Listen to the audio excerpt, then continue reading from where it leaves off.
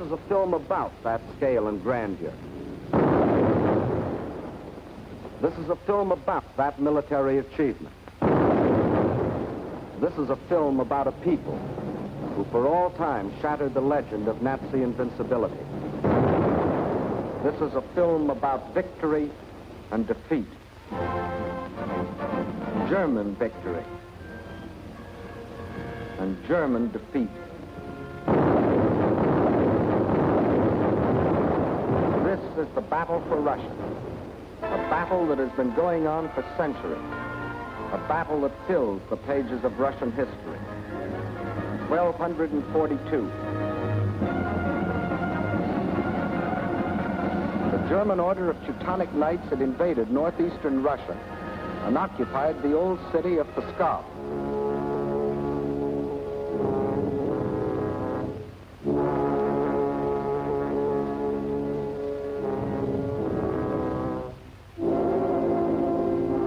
Under the leadership of their Grand Master, von Bock, they threatened to enslave the whole population of that area, including the capital, Novgorod.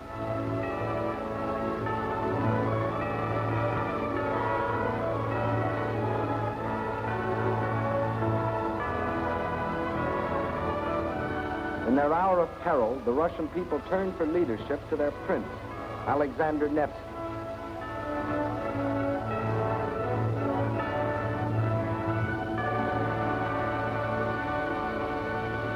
And on April the 5th, 1242, on Lake Peipus, the Russians met the might of the German forces.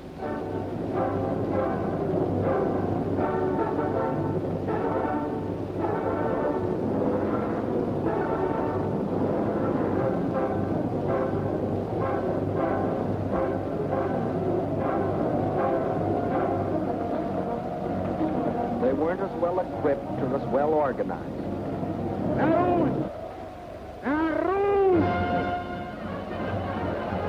But in their hearts was a flaming courage, a flame so fierce that it pierced the German army.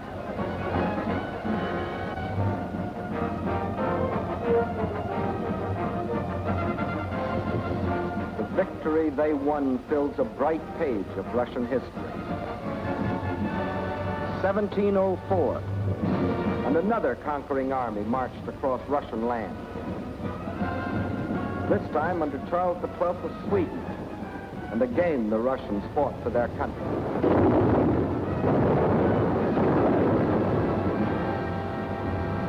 Led by their emperor, Peter the Great, after 5 long years of war, they defeated the Swedes in the historic Battle of Poltava.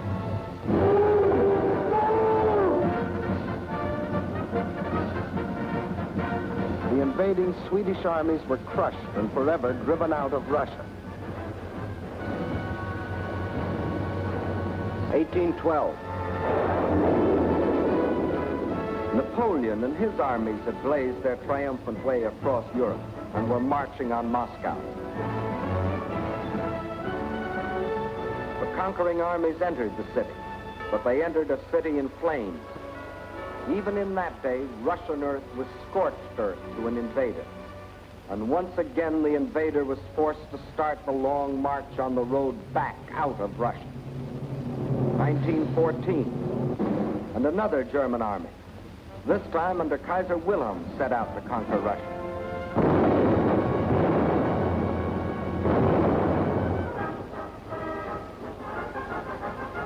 This time, the Russian people, under the regime of the Tsar, were not only fighting German guns, but oppression and corruption in their own country. And only the ultimate collapse of Imperial Germany saved Russia from losing the Ukraine and the Crimea, which the Germans had occupied in 1918. Yes, for 700 years, the Russian people have had to fight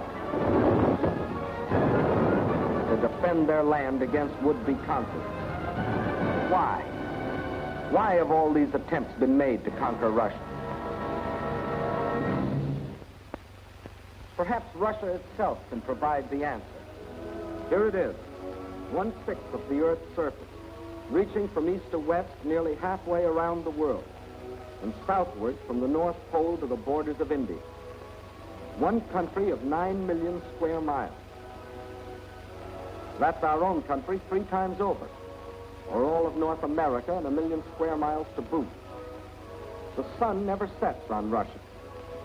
When it is dusk on its western borders facing Europe, it is already dawn on its eastern borders facing the Pacific.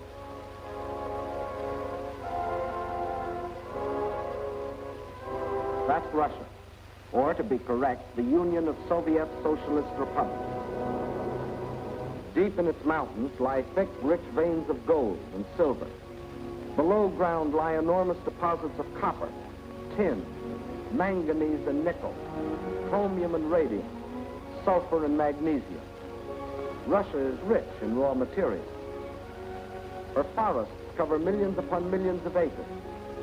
1/4 of all the lumber reserve in the world belongs to Russia. And as for fuel, there's coal, ton upon ton. And more important, there's also oil. 213 million barrels a year of it. Black gold flowing from the earth that contains 55% of the world's oil. What else? Iron? Russia has better than 10 billion tons. That can make a lot of steel before it's done. Yes, Russia is rich. Cover millions upon millions of acres. The rich black earth that besides giving forth oil and coal will also grow everything from sunflowers to lotus. The tea her people drink in such huge quantities, and the tobacco that they smoke. Cotton grows here too, 3,800,000 bales a year. And sugar. And on the pasture land, the animals grow fat for food and wool for clothing. While on the warm plains, the fields of grain stretch as far as the eye can reach. Corn, oats, hops, rye, and don't forget wheat, 1/3 of the world's best. Yes, Russia is very rich, for it has not only raw materials and the products of its soil. Russia is also people.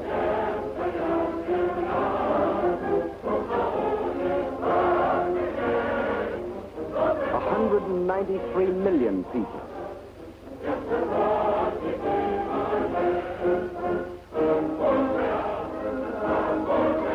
People of every race, color, and creed. People coming from the many different republics that comprise the Soviet Union. People speaking more than 100 different languages, but all citizens of one country.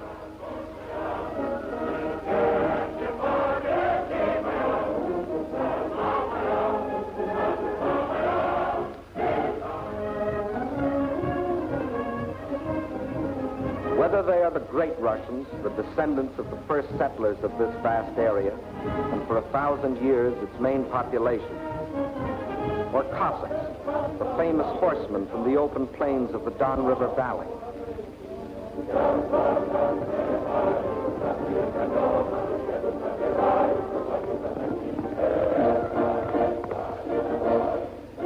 Whether they come from the southwest, the Ukraine,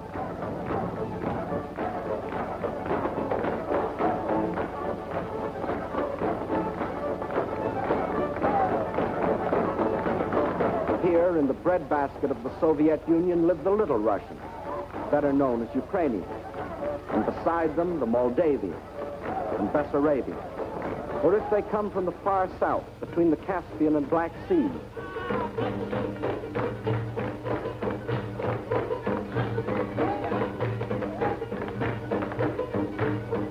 where we find the Armenians and the Georgians, the Ingush, the Cherkesses, rugged as the high peaks of their native Caucasian mountains.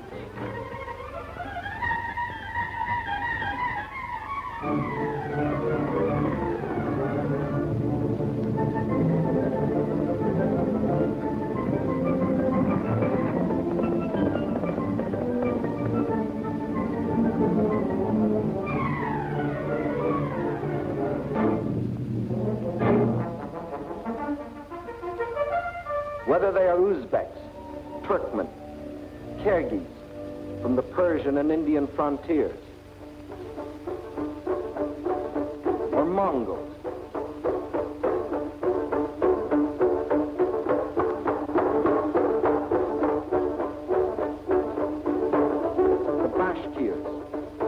Tatars, the Buryats, the Yakuts from far beyond the Ural Mountains, or the people of the ice country, hunters like the Zauns, or settlers like the Laplanders. Whether they come from the pioneering wilderness of the far north, or from a great city like their capital, Moscow, where the ancient buildings of an ancient civilization stand beside the modern structures of a modern civilization, where the old Russian droshka still competes with the modern limousine.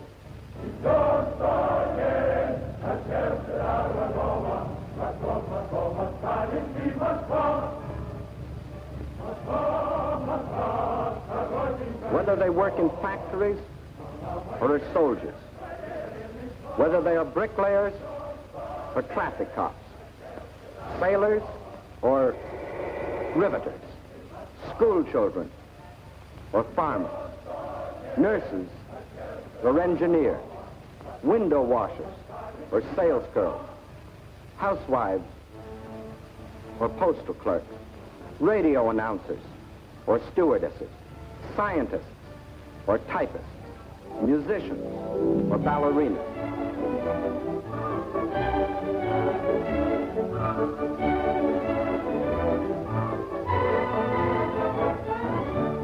Regardless of what they do or where they live, they all have one thing in common: love of their soil.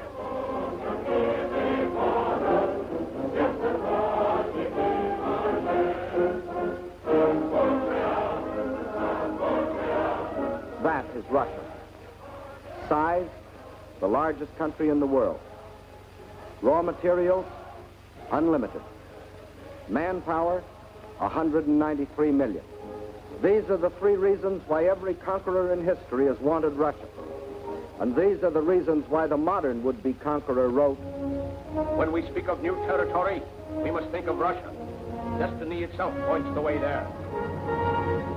Yes, as we have seen, Germany's spirit of aggression was handed down from generation to generation. And now, in Hitler's Germany, the dream was world conquest. To such a dream, there could be only one answer: collective security.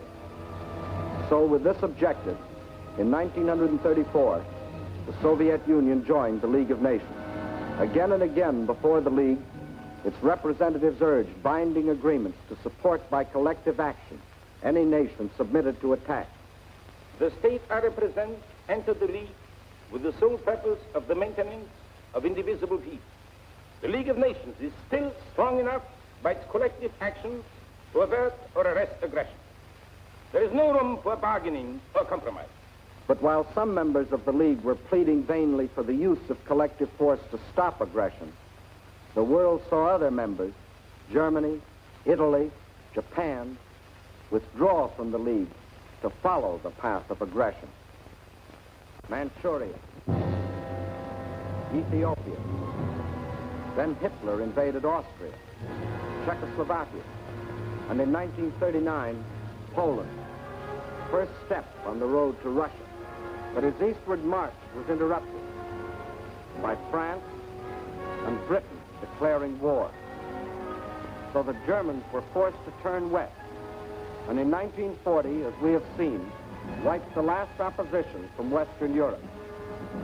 And while the Nazis were unsuccessfully trying to beat Britain to her knees, the German generals were already planning to resume the interrupted Eastern Blitz.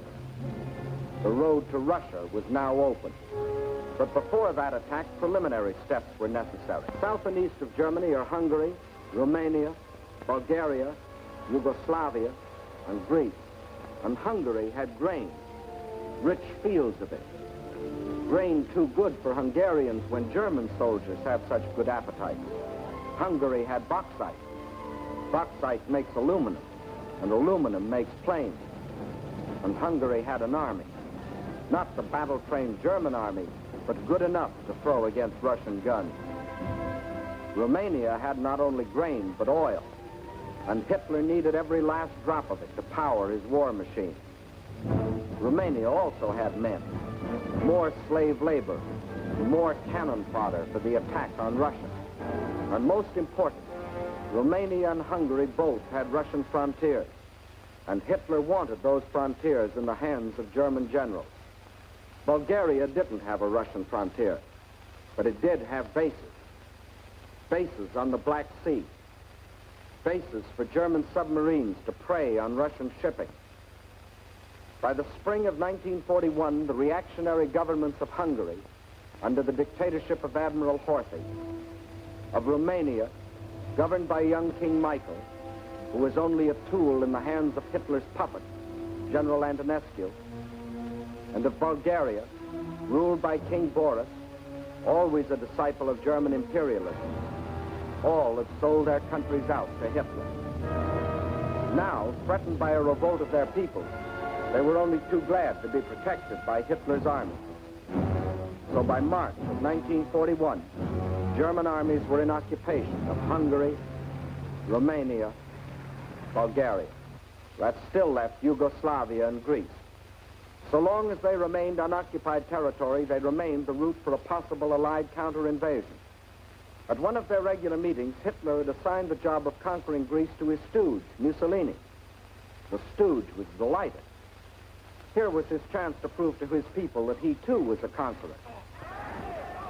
But he was wrong. Perhaps the uniforms fooled him. Something did.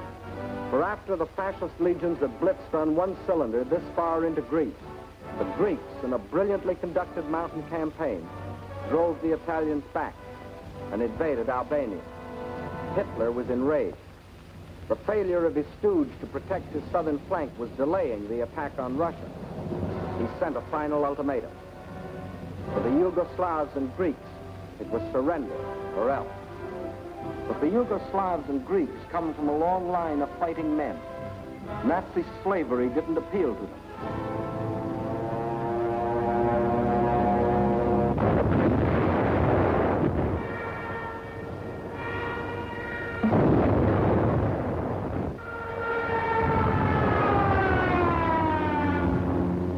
At dawn, on April 6th, German bombs told the Yugoslavians they were at war with Germany. The Nazis and Italians launched a powerful and coordinated attack from all their bases, supported by virtually unopposed aerial bombardment. The conclusion was inevitable. Although resistance was determined, the Yugoslav army was cut up into many small segments and captured. The war in Greece also began on April 6th. There, in spite of fierce and valiant resistance by the Greeks and the British who had come to their aid, the Germans, overwhelmingly superior in both numbers and equipment, forced their way past the Bistritsa River, Mount Olympus, the famous passage of Thermopylae. And by the end of April, the swastika flew over the ancient city of Athens. The conquest of the Balkans was now complete. The whole force of Nazi might could now be turned loose on Russia. There was no time to waste, for time was Russia's weapon. Their industries, so recently built and which, like our own, were designed for the ways of peace, were converted for war. Instead of steel for plows and tools, steel for shells and guns. They knew their industry could never produce enough to equip them adequately for the titanic struggle. But what they could produce, they would. At the same time, the army began to grow. More and more men were called up to be trained, hardened, drilled, prepared to defend their land.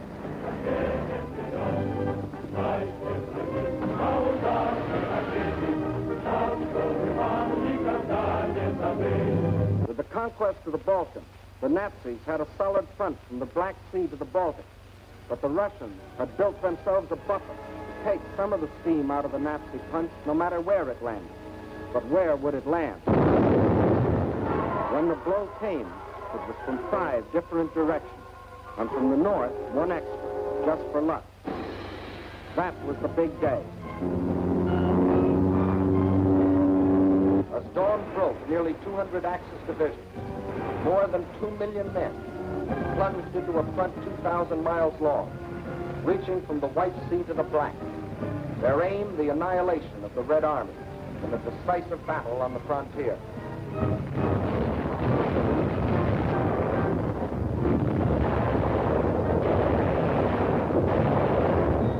offensive started along the whole length of the front. It was concentrated on three main objectives: Leningrad, Moscow, and Kiev, the capital of the Ukraine. In the first 30 days, von Lieb's forces drove to within 125 miles of Leningrad, while the Finns under Mannerheim, supported by the Germans, began a drive from the north to encircle the city. In the center, von Bock's army plunged 480 miles into Soviet territory. One Russian city after the other was overrun by the invaders.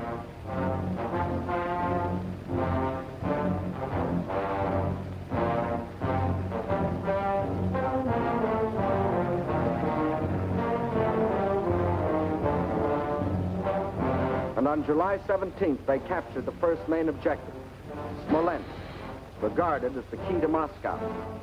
Simultaneously, in the south, von Rundstedt's forces cut deep into the Ukraine. This was blitzkrieg at its best. The world gave Russia another 6 weeks, and the Germans issued a communique. The issue in the east has already been settled. Smolensk is the last halt on the road to Moscow.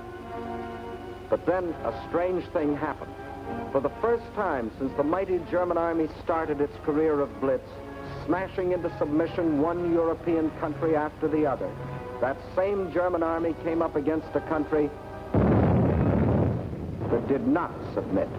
Despite the fact that Hitler's army swept deeper and deeper into the Soviet Union, and by October the 15th stood practically within the shadows of the Kremlin, despite the fact that the Soviet government and all foreign missions were forced to move to Kuibyshev 700 miles to the east, despite Hitler's triumphant pronouncement, I can say that this enemy is already broken and will never rise again.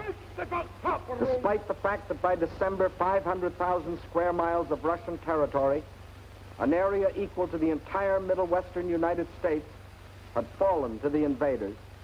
Yes, despite Russia's loss of her best agricultural areas, her most thoroughly developed industrial plants, millions of her people, thousands of her tanks and her planes, despite everything, those 6 weeks had lengthened into nearly 6 months, and the dread Nazi blitz had spluttered, stumbled, and finally died. What had happened here? Let's try to analyze it. First, in this titanic struggle, not only two armies, but two fighting methods and two strategies came face to face. The German strategy was based on the well-tried Keil and Kessel, or wedge and trap maneuver. One wedge would be driven deep into the enemy territory to hook up with another spearhead driven through to meet it. In the trap thus formed, the victim would be pocketed for annihilation. The German plan in every campaign was to seek a decisive battle at the moment of invasion. A single blow must destroy the enemy without regard for losses. A gigantic, all-destroying blow. Remember the campaigns you have already seen in these films. Poland. The Poles concentrated on their borders. The Blitz broke through. 18 days finished Poland. France. The Allied strength on the borders. The breakthrough at Sedan. And the issue of France was settled. The Balkans. The Yugoslavians rushed to the border. The breakthrough came, and in 12 days, Yugoslavia was gone. The Germans planned the same blitz against the Russians. But the Russians had developed their own strategy, one to take full advantage of the vast area of their land. The Russian strategy was a defense in depth, line after line, far back into the interior. And when the Nazi wedge struck, the first line would bend with it until it became part of the second. Again, the wedge would strike. Again, a segment would be lost. But again, the line would bend until it became part of the third. So the deeper the Germans plowed into Russian soil, the stronger their opposition, until finally they faced an unshatterable wall and were robbed of their chance to hit that all-destroying blow they had counted on. The result? The Germans conquered land and lost the campaign. But the Russian tactics kept the main bulk of their armies intact and made a long war inevitable instead of that quick decision the Germans sought. And the Russians had other tactics that threw the Germans for a loss. Germany had developed blitz warfare, mechanized warfare, armies on wheels, juggernauts to crush everything before them. But the Russians found a way to drag them out of their traveling fortresses. They used their cities as strongholds and made the blitz come to them down alleys.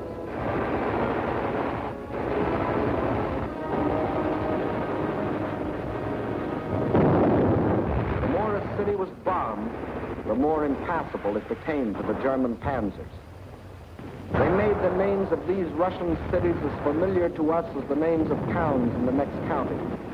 Rostov, Kharkov, Kiev, Kursk, Smolensk. City after city standing in the path of the Nazi blitz. The Red Army had found a way to make their cities of great strategic importance. Odessa, scene of an heroic siege of more than 2 months, held up the whole Nazi thrust into the Crimea. Sevastopol, which resisted every attempt of the Germans to break through. Here, for 8.5 long months, the Russians fought for the town, inch by inch, barring the Germans from the great Black Sea naval base located there. And finally, when the Germans entered the town, each district was defended street by street. Each street house by house.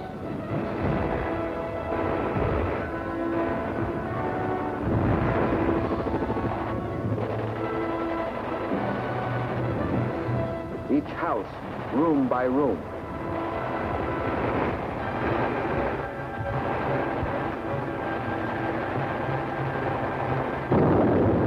The Russians knew their cities would be demolished, but their objective was not to save cities, but to destroy Germany. A high price to pay for a copy of Mein Kampf. So the Germans were forced out of their armored shells to fight and to die in the hand-to-hand combat they thought they had abolished. There was another item the Germans had overlooked. They overlooked people. And generals may win campaigns, but people win wars. And on that fatal June 22nd, when the Russian people first learned of the invasion of their country, their grim faces told of their determination to fight and to die, but never to surrender. They knew this wasn't a question of who occupied what piece of land. This was a question of life or death. This war is not an ordinary war. It is the war of the entire Russian people. Not only to eliminate the danger hanging over our heads, but to aid all people groaning under the yoke of fascism. So the alarm was spread to factory and farm. And from every Russian town and village, men poured forth to answer the call. From now on, one thing mattered and one thing only. Victory. Total war meant total mobilization. Not war just for soldiers, but war for everyone. Young or old, male or female, made no difference. Age had nothing to do with it. If you were only 12 years old, there was work for 12-year-olds to do. Sex had nothing to do with it. If you could hold a rifle, you were a soldier. If you could turn a lathe, you were a soldier. If you could harvest the fields, you were a soldier. If you could handle a locomotive or pilot a ship or guide a tractor, you were still a soldier. For everything you did was part of that total war. Nothing that the enemy could use was left behind. Not a yard of wire or a pound of iron. Not an acre of wheat or a head of cattle. And the old men stood watch over the fields, ready to give the word to burn at the first sight of the enemy. Scorched earth. What can't be withdrawn must be destroyed. That meant the factories, the plants, the oil depots. Flames claimed them all. The giant dam at Dnieperstroy, into which had been poured not only steel and concrete, but 5 long years of Russian toil and Russian sweat, and yield the miracle of electricity to the farms and people of the Ukraine.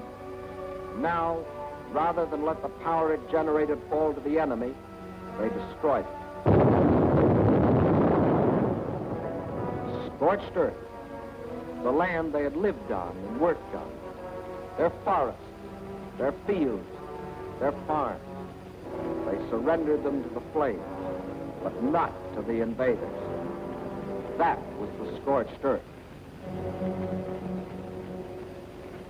And for action behind the German lines, a new army was formed.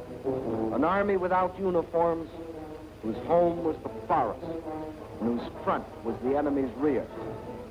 The guerrilla army. A minimum of glory and a maximum of determination. Their achievements were seldom recorded. Look well at these faces.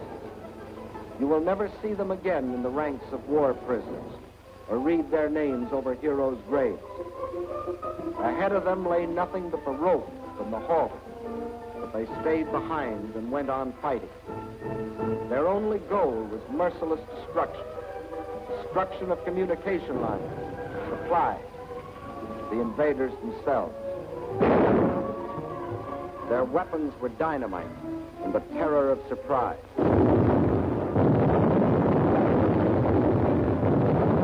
They asked for no mercy, and they gave none.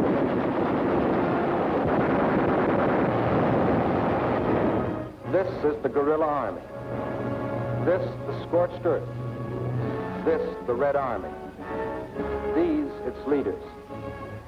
These are the reasons why, although the Germans conquered land, 500,000 square miles of it, it was just land, barren land, scorched land.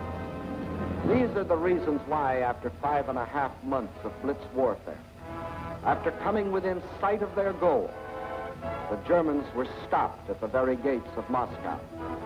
These are the reasons why, although Hitler had sworn that before December the swastika would fly from the Kremlin towers, December had come, but it wasn't the swastika that flew over the Russian capital. And it wasn't the Nazi conquerors who marched through the streets of the ancient city, but fresh reserves of the Red Army.